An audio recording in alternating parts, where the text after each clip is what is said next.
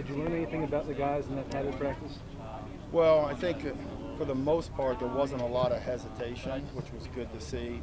There's still a lot of the young guys that just aren't trusting the way that we're doing things, whether it's pad level, whether it's just effort running to the football, which is to be expected. You know, once you cut them loose and you get away from them, like during practice sessions, we can run around with them and make sure they're chasing the ball. So that's got to be more consistent. But there's a lot of good tape. We watched it all last night, and guys learn from it. And then another test tomorrow when we go into Collie and put the ball down. So we'll see some of the younger guys how they come along, even the guys that got here in January. You're pretty thin at this line right now. Is Yeah. tomorrow okay? Yeah, everybody's good. I mean, just waiting for those guys to get on back, and we'll be fine. Is that a safe health and safety?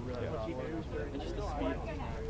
What kind of changes or anything the NCAA kind of practice schedules and how much you can go physically and tackling and all? Yeah, you know what? I think our kind of coaching fraternity has kind of adjusted, and I think the NCAA just came in and said you can't do it. We'll make it easier for you, and it's their safeties first. They've added one more upper shoulder or upper pads for one more day, and then we could go live, which is normally you could go live on a practice 1-2-5.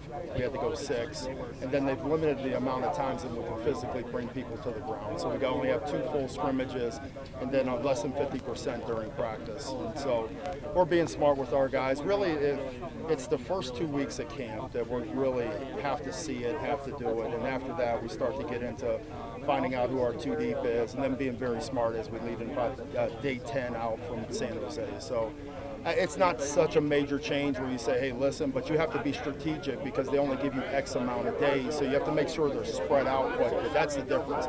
You can't take 1 week and say, hey, we're going to tackle every day, because you might run out of days before your first game. And if I really believe that we're going to have to tackle all the way up to the week of, San Jose, so we're sharp when we go on the field.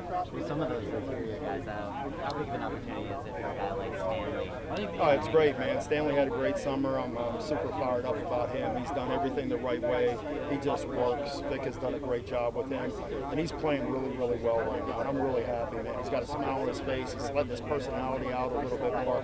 He's tough. He's physical. He's smart. Does everything we ask him to do. What's one thing you especially hope to see them on their own this morning? The same thing. When guys go out there on their own, that's how you judge somebody. It's really hard for us as coaches. It's kind of like your children, and then you're teaching them how to play baseball, and you can correct them on the spot. Then they got to go out in the game and play baseball by themselves, and all of a sudden you're like, how well did I do?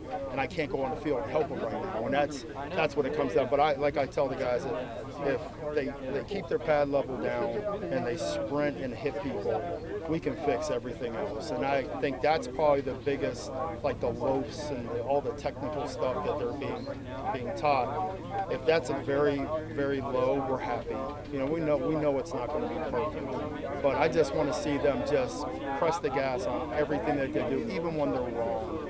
And that's sometimes they're so conscientious, like a guy like Rajon for myself that I coach, is like he wants to do well, and sometimes when he screws up, he probably thinks about me, like I'm letting him down. I said, don't worry about me, just run to the ball and go hit somebody, and we'll figure it out. Josh Jackson made a flash. What's that? Josh Jackson made a flash. Yeah, he's doing a really good job. If, like I said beforehand, if he's probably been as consistent as Chris has been, you know what I'm saying? And he's just come along. Tay's done a really good job, and he's got a lot of talent.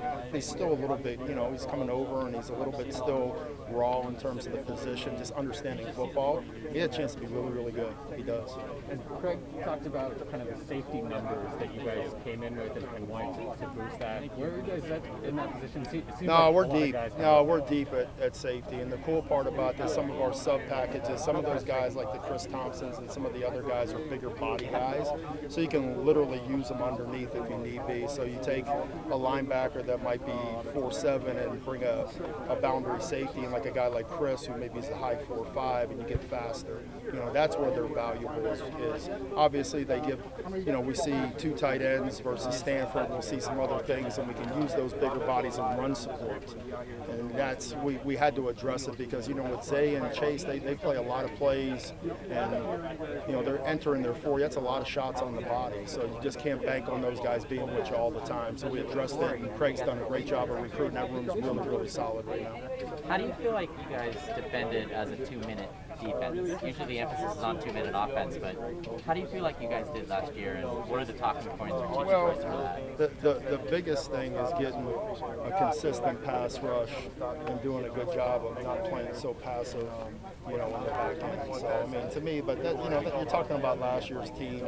We've addressed it here with just, you're going to see some different people on the field, from a pass rush standpoint. I think it's more personnel in the guys up front than it really is the collective scheme of it. So I always look back at stuff and try to figure out, but last year was so skewed. We're limited in terms of what we could install and how much we could practice. So first couple of games will give you a little bit more of a beat on it. Do you feel like we're far enough into the generation of up-tempo offenses now that it's not really? Yeah, to me, Coach Harrell can press the gas at any time he wants to. He can turn things. He can score. He can get 7 or 8 plays in less than a minute. So they're going 2 minutes kind of irrelevant. 2 minutes more about trying to get people to make mistakes, sacks, turnovers. Guy doesn't run out of bounds, keeps the clock running. But they're so efficient nowadays because that's football. Football is 2 minute nowadays. Got to go. Thank you.